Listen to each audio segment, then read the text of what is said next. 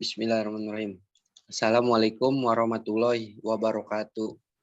Saya Rizky Maulana dan rekan saya Gibran Koirunisa akan menjelaskan pengolahan air dengan metode koagulasi dan flukulasi. Next. Apa sih yang dimaksud dengan koagulasi dan flukulasi? Koagulasi dan flokulasi merupakan salah satu cara pengolahan air untuk menghilangkan zat-zat yang berbahaya dalam air untuk menghasilkan air bersih yang bisa digunakan manusia.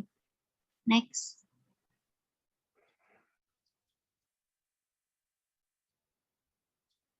Nah, selanjutnya koagulasi adalah penambahan zat kimia atau koagulan dalam larutan baku bertujuan untuk mengurangi gaya tolak-menolak antar partikel koloid.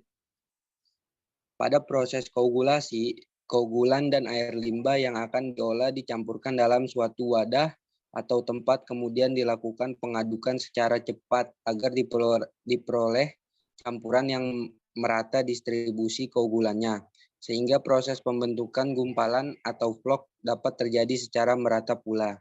Next. Lalu ada proses koagulasi. Proses koagulasi dibagi menjadi dua, yaitu proses secara fisika dan kimia. Proses secara fisika yaitu pemanasan, pengadukan, dan pendinginan.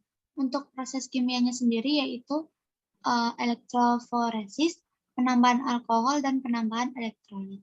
Selanjutnya, faktor apa saja sih yang mempengaruhi koagulasi? Nah, faktor-faktor yang mempengaruhi proses koagulasi sebagai berikut. Pertama, suhu air. Suhu air yang rendah mempunyai pengaruh terhadap efisiensi proses koagulasi. Kedua, derajat keasaman atau pH. Proses koagulasi akan berjalan dengan baik bila berada pada daerah pH yang optimum. Yang ketiga, jenis koagulan. Pemilihan jenis koagulan didasarkan pada pertimbangan segi ekonomis dan daya efektivitas daripada koagulan dalam pembentukan vlog. Nah, yang keempat, ada kadar ion terlarut. Pengaruh ion-ion yang terlarut dalam air terhadap proses koagulasi, yaitu pengaruh anion lebih besar daripada kation. Nah, yang kelima, tingkat kekeruan. Pada tingkat kekeruan yang rendah, proses destabilisasi akan sukar terjadi.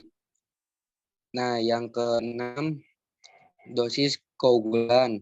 Untuk menghasilkan inti vlog yang lain dari proses koagulasi dan flukulasi sangat tergantung dari dosis koagulasi yang dibutuhkan. Nah, yang ketujuh, kecepatan pengadukan. Tujuan pengadukan adalah untuk mencampurkan koagulan ke dalam air. Terakhir, alkalinitas. Alkalinitas dalam air ditentukan oleh kadar asam atau basa yang terjadi dalam air. Next. Selanjutnya ada flokulasi.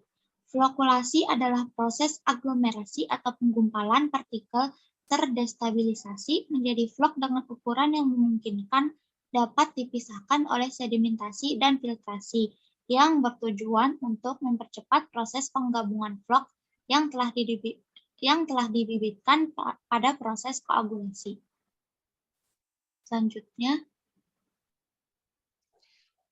Selanjutnya ada tahapan koagulasi flukulasi.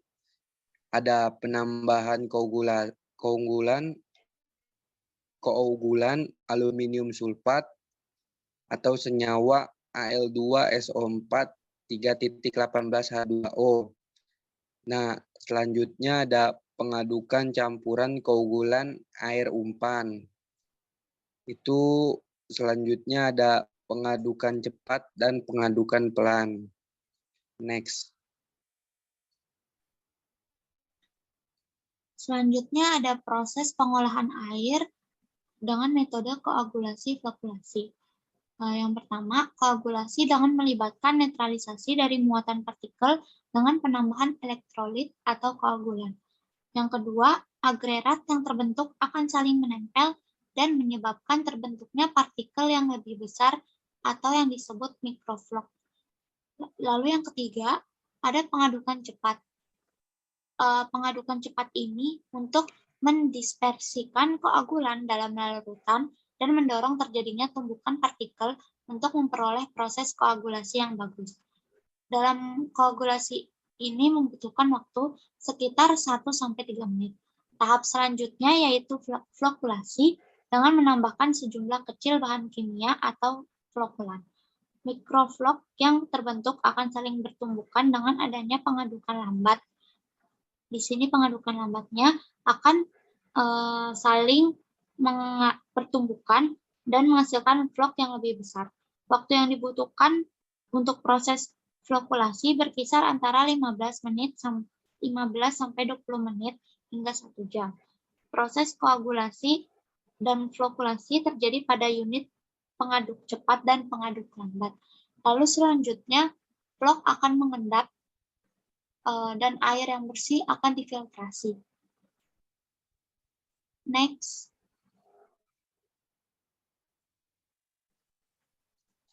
Nah, selanjutnya ada mekanisme koagulasi dan flokulasi. Nah, yang pertama itu ada TSS atau total suspend solid.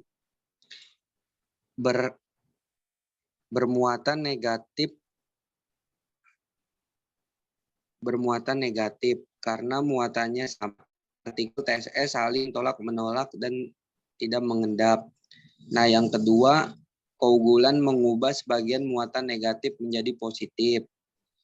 Nah, selanjutnya yang ketiga, muatan yang sekarang sudah berbeda saling tarik-menarik dan membentuk flok-flok kecil. Penambahan flokulan yang bekerja seperti lem memperbesar flok tersebut. Nah, yang terakhir, flok kemudian mengendap ke bawah, menyebabkan pemisahan lebih mudah dilakukan dan air menjadi bersih. Next.